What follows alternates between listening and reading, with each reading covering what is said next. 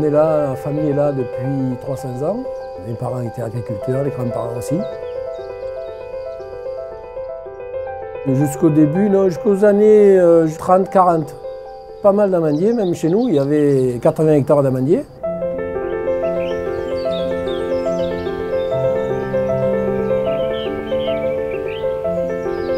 Déjà, l'amandier, c'était un arbre emblématique du territoire.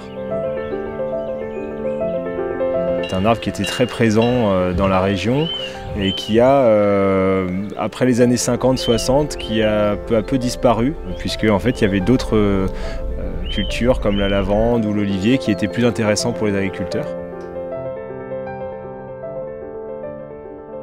Donc l'Occitane fait partie des fondateurs de France Amande. Donc France Amande, donc ça regroupe vraiment tous les acteurs de la filière. Ça va du pépiniériste au producteur jusqu'à l'utilisateur, que ce soit pour tout ce qui est recherche, expérimentation, qu'ils soient à la fois consommateurs d'amandes pour la cosmétique ou pour la confiserie, de ramener leur sourcing d'amandes en France. Dont l'objectif est de planter 3000 hectares et donc environ 900 000 arbres dans les 5 ans qui viennent.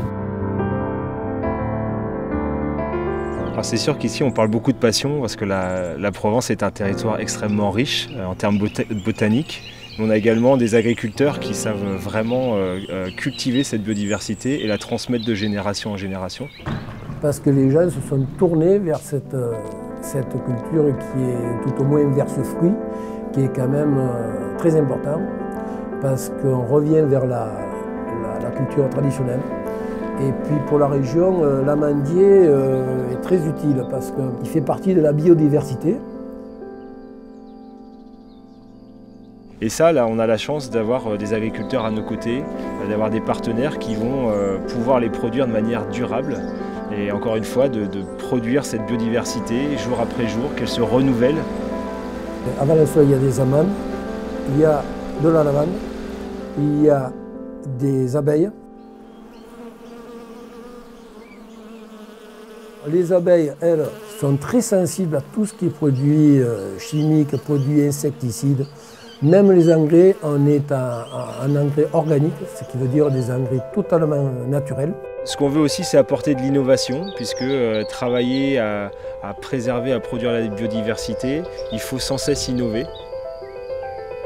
Qui nous permet vraiment d'avoir un impact important pour la marque L'Occitane en Provence, mais aussi pour le territoire dans son ensemble.